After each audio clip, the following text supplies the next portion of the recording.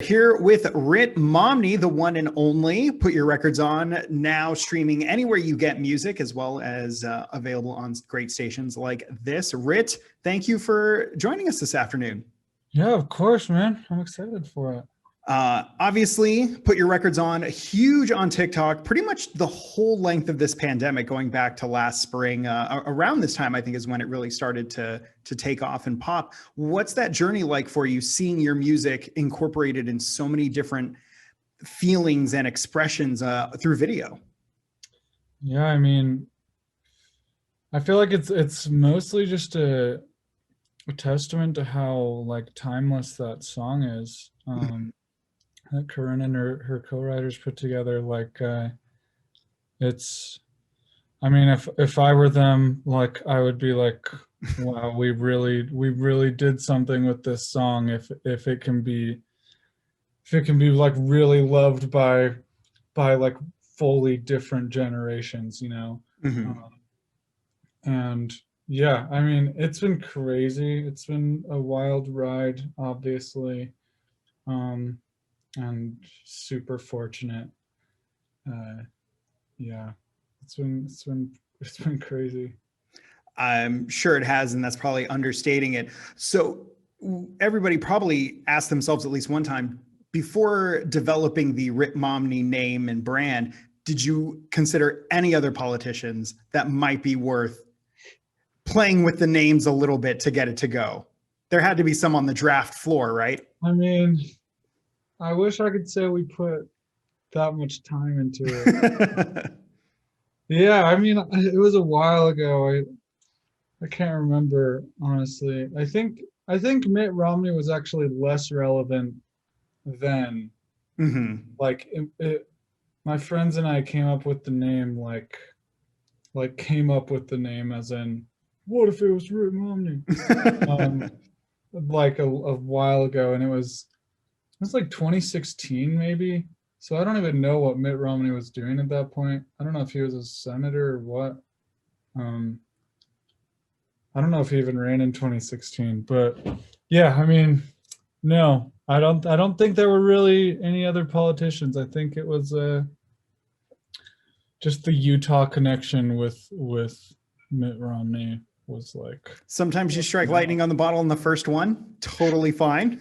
sometimes you come up with a stupid name on the first one too, but So you're from Utah. What is something you think people that live outside of Utah should know about the state, whether they plan to visit or pass through? Like, what are some things that people from outside generally don't know?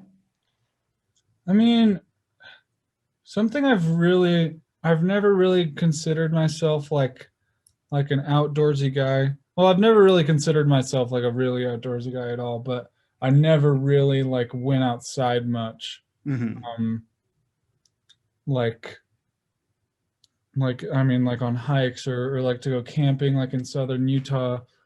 Um but recently I've been doing more of that, and it's crazy how like great the outdoors are in Utah.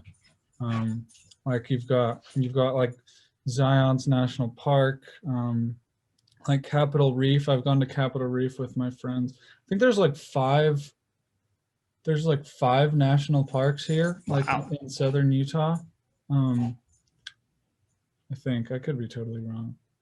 But um, yeah, and the mountains. Like every time I go somewhere else for a while, like if I go to like I was just in Nashville for a little bit, and Mm-hmm. then I was like, something feels weird about this place. Like it's pretty, but something feels weird. And then I got back and I was like, wow, these mountains just like surrounding me are insane. And I've just like grown accustomed to them. But yeah, it's a pretty place for sure. I see you have a couple keyboards there behind you. What have you been keeping busy on over the last few months when you've had to just be bottled up? Yeah. I'm working on a new album right now. It's interestingly at first when the pandemic like started, I was like, okay, it's a great time to be like a solo musician doing my stuff like in my house. But um I learned pretty quickly that it was like I'm not being really inspired much, you Mm-hmm. know. like the only thing I was writing music about was like writing music, because that was like all I was doing, which like wasn't fun. It was like a feedback loop that just got me sad. But yeah, I've just been working on a new album, um, doing my best to deal with being like cooped up, but yeah. But also seeing Put Your Records On continue to explode and to, you know, reach so many new ears every single day. I'm sure that's been a very fun experience for you as you sit inside your castle. Yeah, that has been crazy. It's been really, like, a lot of times when this happens to artists, they can be like touring and like seeing their fans like face to face, and like it's been weird, like everything that everybody feels about me has been conveyed over the internet, which has been really crazy. Yeah. And, you know, because of that, I think normally when, you know, artists are just starting and maybe they have that first big radio song, they're out touring or visiting radio stations, and then they hear it on the radio because they're physically out. Yeah. Obviously that might have been a bit different for you. Do you remember the first time you heard Put Your Records on the radio, like through the radio for yourself? Yeah. I was in the car with my little sister. Ultimate Big Brother points right there. It was pretty crazy. It was just like I was about to like plug my phone in so I could listen to my own music. And the radio was on. And then like when we turned the car on, it just like starts playing, and then we just like look at each other and we're like, what?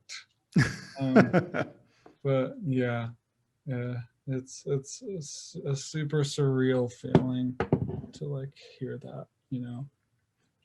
Yeah, absolutely. That's awesome. Well, album expected this year, maybe early next year is what we're looking at.